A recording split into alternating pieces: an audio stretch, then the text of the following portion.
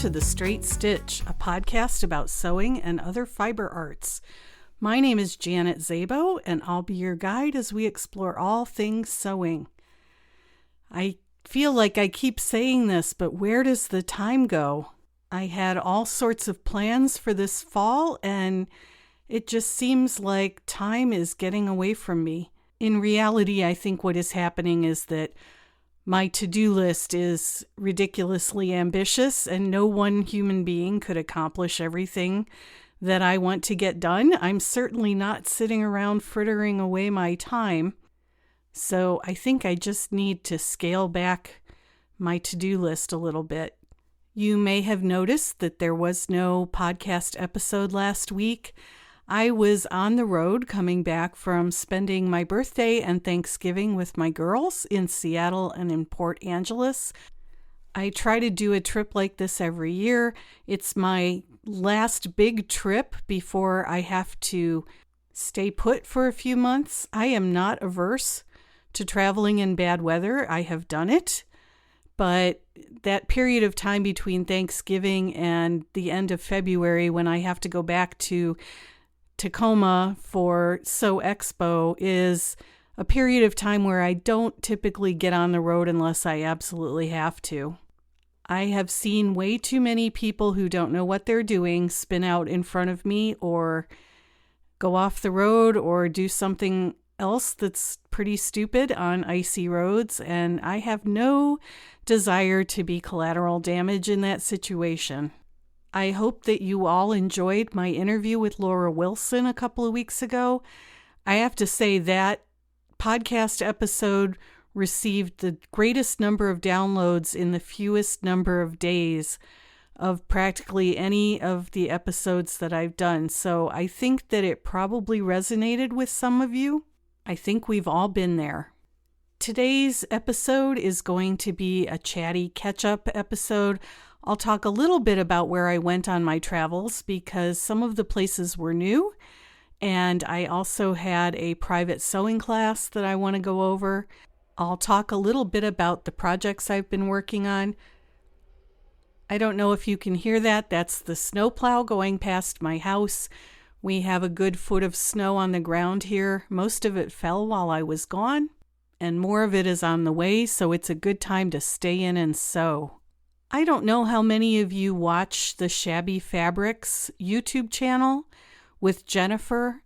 I've been watching that channel for a number of years now, and I knew that Shabby Fabrics was headquartered in Post Falls, Idaho, and Post Falls is located just west of Coeur d'Alene and east of Spokane.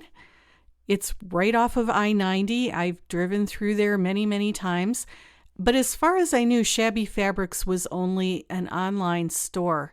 And then a couple of weeks ago, some friends of mine sent me an announcement that Shabby Fabrics was opening a showroom. So on my way to Seattle on the Saturday before Thanksgiving week, I stopped in at Shabby Fabrics to check out their new showroom. The showroom is located at what I assume is their warehouse. It's a huge warehouse, and part of it has been converted into a showroom. I got there late on Saturday afternoon, probably 45 minutes before closing. I was one of the only people in the store, and when I walked in, I was handed a plastic shopping bag and a clipboard, which I thought was interesting. But the gentleman who welcomed me into the store explained that if I saw anything that I wanted, I just needed to make a note of it on the clipboard on the sheet, and someone would go back to the warehouse and get what I wanted and bring it out to the front. The showroom is an absolute feast for the eyes. It was set up sort of like a craft show almost, with different booths. And each booth had a theme. So there was a Valentine's theme and a St. Patrick's theme and a Halloween theme. And in that booth, many of the kits that Shabby Fabrics sells were made up and put on display with a number next to them. So if you saw a kit that you wanted, you wrote the number down so that someone could get it for you from the warehouse. It's a very ingenious way of doing it, and it keeps the display neat and tidy. I did not buy any kits, but I did buy some notions. I bought a bag of fabric scraps, and I bought some interfacing from a new company that I haven't seen before, so I'm going to try that out and I will report back. I have a couple of Christmas parties coming up for my sewing groups, and I always need gifts for those parties, so I was collecting things like that on my travels this time. I did get to visit with Jennifer and her family for a few minutes. They are lovely, gracious people, and if you haven't checked out the YouTube channel, I highly recommend it. And if you're anywhere near Post Falls, it is worth the trip. The showroom is only about a mile off of I-90, so it's very easy to get to. I spent the night in Spokane and arrived in Seattle on Sunday afternoon. Monday was my birthday, so I took myself shopping, and I went to Quilting Mayhem in Snohomish and to a few other places. On Tuesday, this was what I was most excited about. On Tuesday, I had a private 4-hour class with Ryliss Bod at the Sewing and Design School in Tacoma. Ryliss was a guest on my podcast back in the early days, and she's also been a guest on a recent Threads podcast, so I will link both of those episodes in the show notes. You may also remember that in October of 2024, I went to the Sewing and Design School to take a weekend trouser drafting class from Kenneth D. King. So if you are anywhere near Tacoma or you're willing to travel, I highly recommend taking a class at the Sewing and Design School, either from Ryliss or from one of her guest instructors, because it is well worth the money. So I had contacted Ryliss and asked her if we could spend the 4-hour private class fitting a particular pattern to me. I had chosen Simplicity 1586, which is part of their amazing fit line.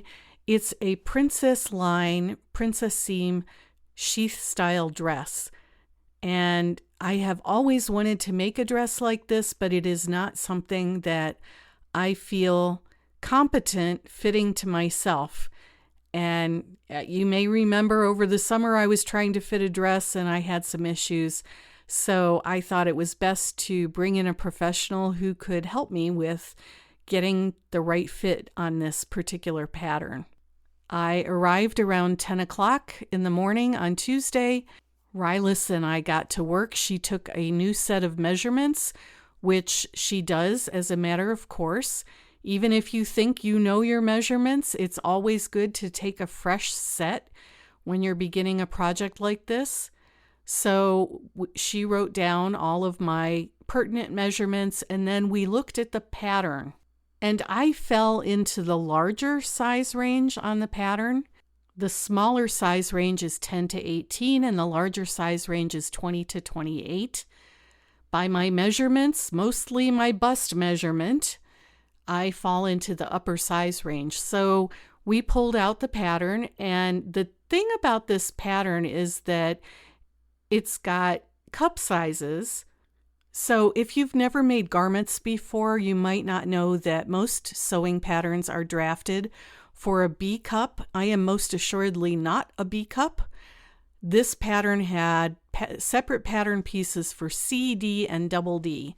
So we pulled out the double D pattern pieces, and the pattern also comes in slim, standard, and curvy. And I needed the double D with the slim pattern piece, which should tell you a little bit about how I'm shaped. I have a fair bit of real estate up front. So Ryliss measured the pattern pieces and made a few adjustments.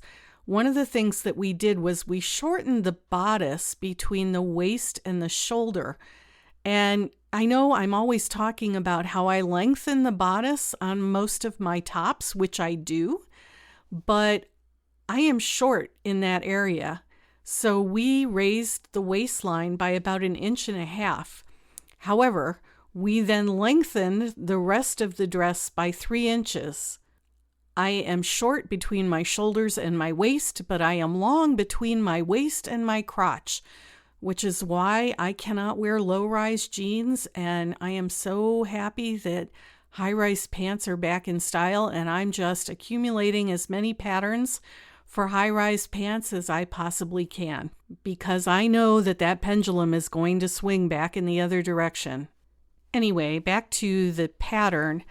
After we had made those adjustments to the pattern, I cut out a muslin and ran it up and put it on, and Ryliss looked at it and made some adjustments. She actually didn't adjust anything in the front. It fit very well in the front, but she did take in the back a little bit. Apparently, I'm a little narrower in the back than I thought I was. So she made those alterations, and then we transferred them to the pattern piece. And all of that took about 4 hours with a half an hour break for lunch.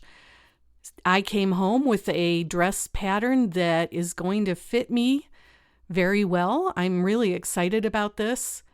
I learned quite a bit about some other parts of fitting just through osmosis, just by watching Ryliss work and talking through what we were doing.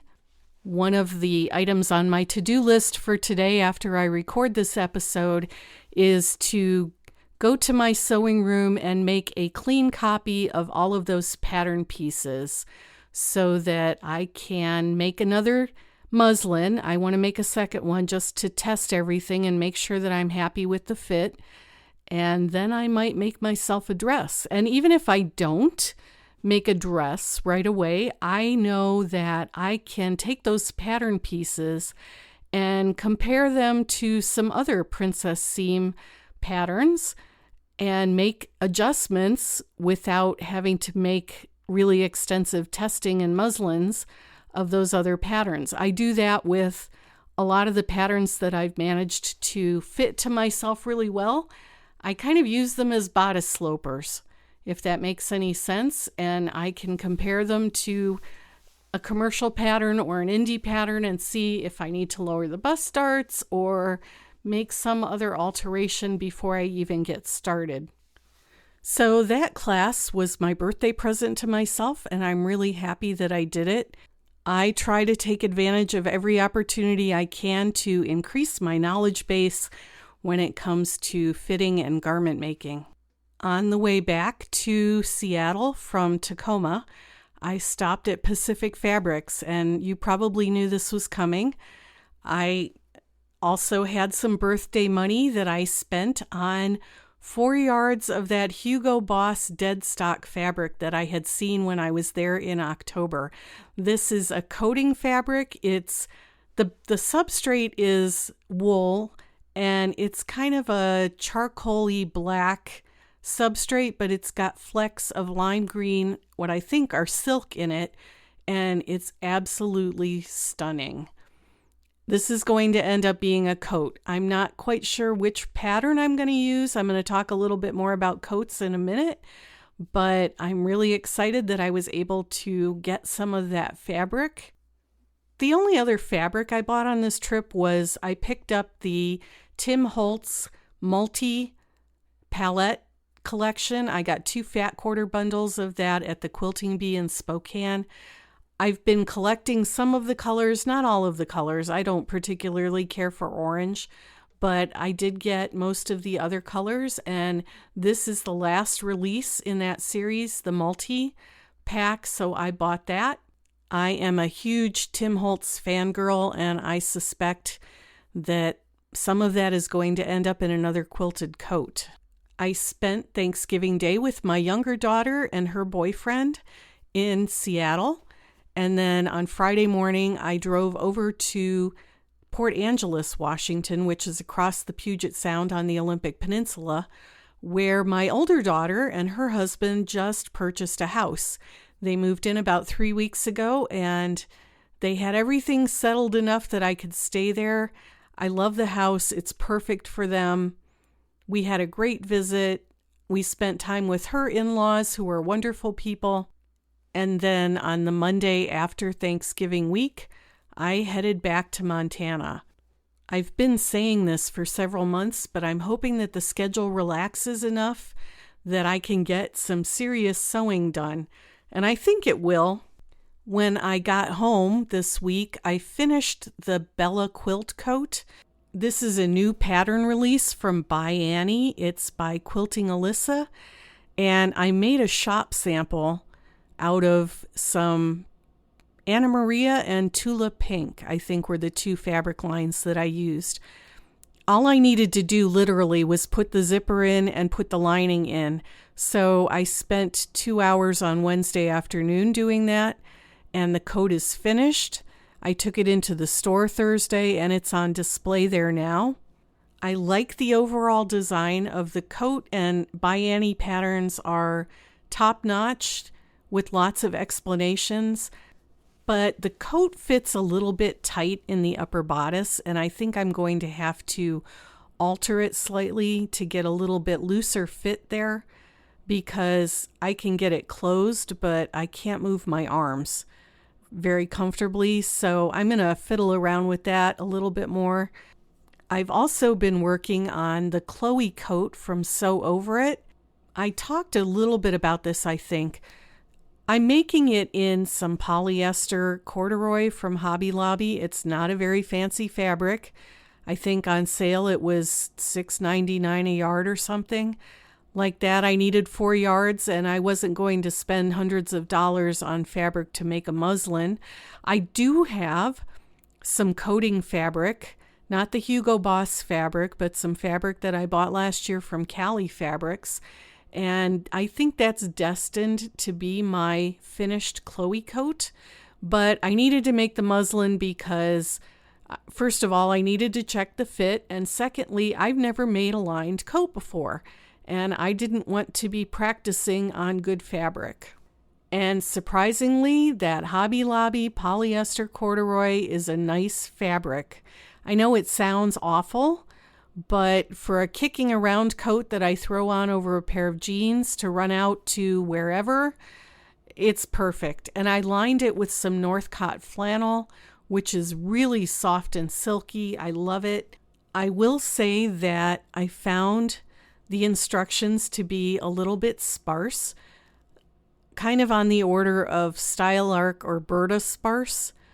If you're an accomplished seamstress and you know how to put linings in coats, you'll probably not have any trouble with this. I had to watch quite a few YouTube videos, especially when it came to lining the sleeves, to figure out what I was doing. And I think I described it in my blog this morning as it was an exercise in spatial perception skills that made my brain feel like it had been mugged in a back alley.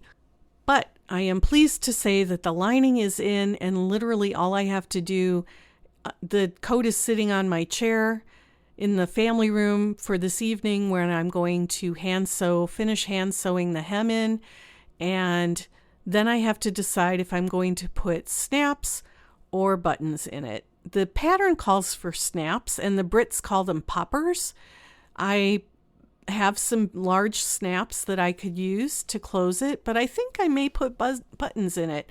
There's also an option in the pattern for putting a zipper in, and I might make another one of these with a zipper just because I think it would be a neat coat to have. I'm going to end up with probably half a dozen coats by the time winter is over, because I'm having quite a lot of fun. This is an area that I haven't explored before, and it's challenging without being overwhelming. And I think those are the best kind of sewing projects, because you can level up your skills without getting in over your head. So if you haven't made a coat before and you would like to try, I highly recommend the Chloe coat pattern from Sew Over It. I think it's a great beginner pattern, and I could see myself making more versions of it. Some other items that I'd like to sew are a few more pullover tops, using some of my sweater knits and some of my performance knits that I got last year at Sew Expo. I really like the Jaylee Renee top, and I've made a couple of those, and I wear them constantly. So that tells me that I probably need a few more. I need to start using up some of the fabric in my stash. This is also the time of year when I need to start thinking about classes for next year. I'm already on the schedule to teach at Sew Expo in Puyallup, Washington at the end of February of 2026, but I also teach here locally, and we're in the process of getting some classes on the schedule. I need to make class samples, prepare handouts, things like that. I want to talk real briefly about some of the podcasts that I listen to when I'm traveling. I use that time driving across Washington State to catch up on all my podcast listening. I listen to Seamwork Radio. I like that a lot. That's hosted by Sari Mitnick and Haley, I'm sorry, Haley, I don't know your last name and I can't find it on the website. But the two of them do a weekly podcast, and I always learn something new listening to them. Another one of my favorites is Stitching Tales, and that's Johanna Lundstrom and Malena Yerpa. They are the authors of the fabulous book Fit for Knits. If you sew with knits, get this book. It literally is the only book that you need. Johanna also wrote a great book on cover stitching called Master the Cover Stitch, which is a reference guide that I return to even now, even though I am pretty familiar with cover stitching. If you're just getting started, that's a great resource, and I highly recommend it. Mad props to those two. English is not their first language, and they're doing a podcast in English. I could not do a podcast in a foreign language, so kudos to them. I also listen to the Threads podcast, which comes out monthly, and depending on the topic, I'll listen to the Craft Industry Alliance podcast because I've heard some really fascinating interviews with people on that podcast. And finally, the one that I was listening to most on this trip was Ripstop on the Record. There is a company that is called Ripstop by the Roll that sells ripstop nylon and outdoor gear fabrics, and they have a podcast where they talk about making your own gear. And I don't do a lot of making my own gear. I make a lot of bags, but listening to them talk about sourcing materials in Asia and designing, those are the things that really kind of crank my gears, and I find them very inspiring, so I listen to quite a few episodes of that podcast too. I've gotten quite a few emails, and by quite a few, I mean more than 2 or 3. Quite a few emails lately asking if I would do an episode on learning to quilt.